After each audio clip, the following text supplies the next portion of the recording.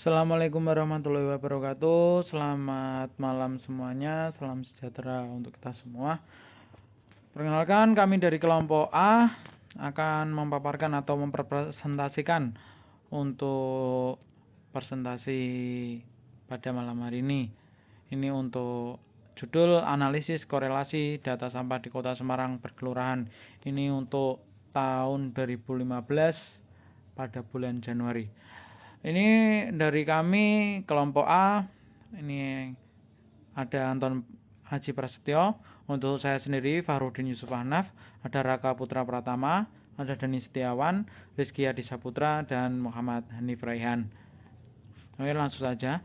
Untuk korelasi, pengertian korelasi merupakan salah satu teknik analisis dalam statistik yang digunakan untuk mencari hubungan antara dua variabel yang bersifat kuantitatif.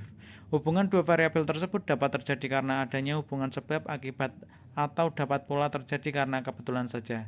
Dua variabel dikatakan berkolerasi apabila perubahan pada variabel yang satu akan diikuti perubahan pada variabel yang lain secara teratur dengan arah yang sama, atau korelasi positif, atau berlawanan korelasi negatif.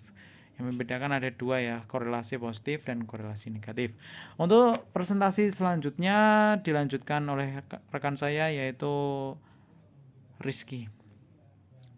Nama saya Rizky Adi Saputra. Saya akan melanjutkan presentasi nilai koefisien korelasi. Koefisien korelasi sederhana merupakan indeks atau bilangan yang digunakan untuk mengukur keeratan atau kuat, lemah, atau tidak ada hubungan antar variabel. Koefisien korelasi memiliki nilai antara min 1 sampai plus 1. Jika nilai R bernilai positif, maka variabel-variabel bernilai positif semakin dekat dengan nilai R ke plus 1 semakin kuat korelasinya. Demikian juga sebaliknya. Jika nilai R negatif, maka variabel bernilai negatif. Semakin dekat nilai R ke min 1 semakin kuat korelasinya. Demikian juga sebaliknya. Jika R bernilai 0, maka variabel-variabel tidak menunjukkan korelasi. Jika R bernilai plus 1 atau min 1, maka variabel-variabel menunjukkan korelasi positif atau negatif yang sempurna. Selanjutnya, untuk pengambilan keputusan statistik dapat digunakan dua cara, yaitu 1. Koefisien korelasi dibandingkan dengan nilai R tabel atau korelasi tabel. A.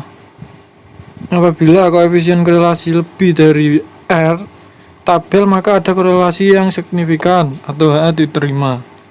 B. Apabila koefisien korelasi kurang dari R tabel, maka tidak ada korelasi yang signifikan atau HO diterima. Melihat sigma. A. Apabila sigma kurang dari 0,05, maka ada korelasi yang signifikan atau HA diterima.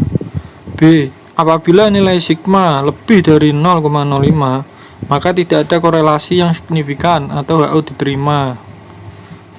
Sekian presentasi dari saya, akan dilanjutkan oleh teman saya.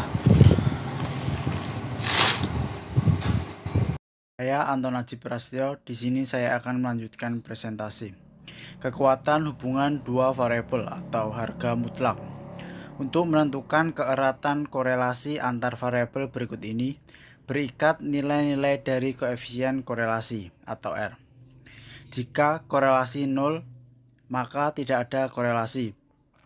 Jika korelasi kurang dari 0,40, maka korelasi sangat rendah. Jika korelasi 0,40 sampai kurang dari 0,55, maka korelasi rendah.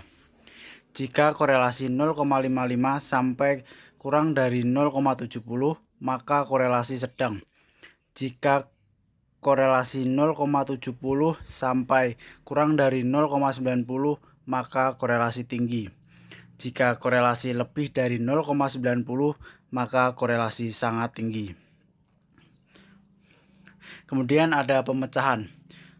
Judul: hubungan antara jumlah penduduk dan sampah yang dihasilkan per kelurahan Kota Semarang pada bulan Januari tahun 2015. Pertanyaan penelitian, apakah terdapat korelasi positif antara jumlah penduduk dan sampah yang dihasilkan per kelurahan di Kota Semarang? Hipotesis, terdapat korelasi positif antara jumlah penduduk dengan jumlah sampah yang dihasilkan.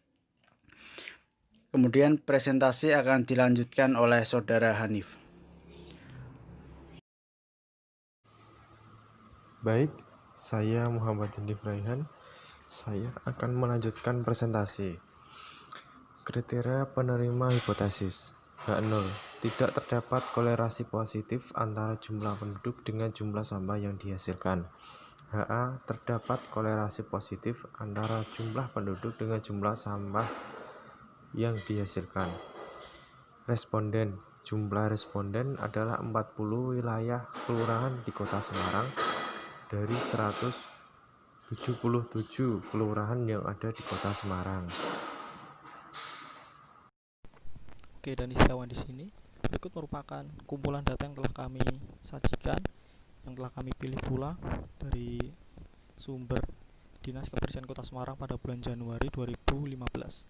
Di sini telah terdapat 40 kelurahan dari total 170 kelurahan yang ada di Kota Semarang, beserta jumlah penduduk dan jumlah sampah yang dihasilkan pada bulan Januari 2015.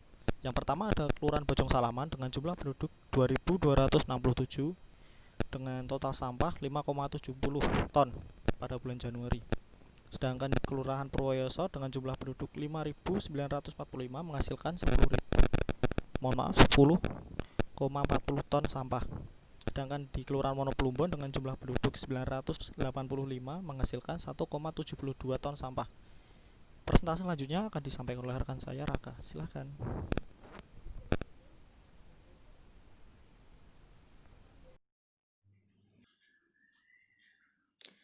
Perkenalkan, nama saya Raka Putra.